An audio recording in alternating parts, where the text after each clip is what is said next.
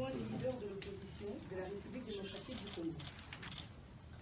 Ce mercredi 12 septembre 2018, les leaders de l'opposition se sont réunis à Bruxelles afin de dresser l'évaluation du processus électoral en cours.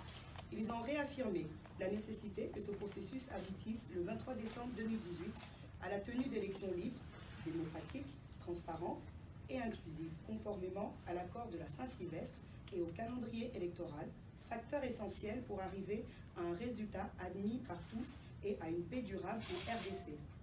Cependant, face aux manœuvres du régime visant à organiser une fraude massive en vue de conserver le pouvoir, les leaders de l'opposition ont affirmé leur refus de cautionner toute parodie d'élection. Prenant à témoin le peuple congolais, qui a le droit de choisir librement ses dirigeants à la faveur d'élections démocratiques dont les résultats seront opposables à tout le monde, les leaders de l'opposition exigent de la CENI et du gouvernement le respect des points ci-après, posés comme étant des préalables.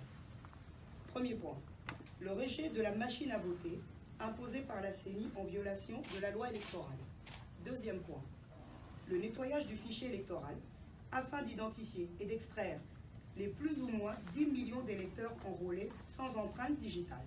Troisième point, la mise en œuvre immédiate des mesures de décrispation politique conformément aux dispositions de l'accord de la Saint-Sylvestre, libération des prisonniers politiques, le retour des personnalités politiques exilées, notamment les cas emblématiques traités dans le rapport sur la décrispation politique conduit par les évêques de la SENCO, réouverture des médias et l'accès aux médias publics, liberté de manifestation, fin des tracasseries policières et administratives contre les opposants.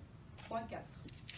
La participation effective des candidats exclus ou invalidés pour des raisons politiques, afin d'assurer la tenue d'élections inclusives. Point 5. L'accréditation et le déploiement des observateurs des instances internationales. Union européenne, SADC, Nations Unies, Organisation internationale de la francophonie et autres. Point 6.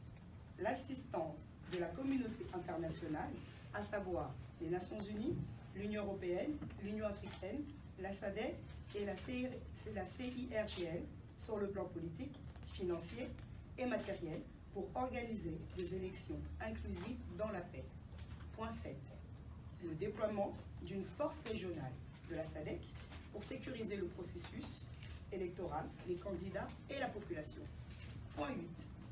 La participation effective de la MONUSCO au processus électoral pour le transport du matériel et la logistique. Point 9. La restructuration et l'audit de la CENI, conformément aux prescrits de l'accord de la Saint-Sylvestre. Faute de respecter ces préalables, la CENI et le gouvernement seront tenus responsables du chaos et des conséquences auxquelles conduira l'organisation d'une parodie d'élection. Les leaders de l'opposition ont convenu de s'accorder en vue de la désignation irréversible dans les meilleurs délais sur une vision partagée et un programme harmonisé du candidat commun de l'opposition à une élection présidentielle crédible dans le souci de maximiser les chances de la gagner et répondre aux attentes de la population de vivre une véritable alternance. En vue d'arracher au régime dictatorial la mise en œuvre de toutes les exigences reprises si haut, les leaders de l'opposition ont décidé de mettre en commun leurs efforts ainsi que ceux de la société civile pour obtenir la tenue des élections crédibles, transparentes et inclusives que le peuple congolais attend depuis décembre 2016 avec la tenue effective. Fait à Bruxelles, mercredi 12 septembre 2018. Les leaders de l'opposition. Alors, M.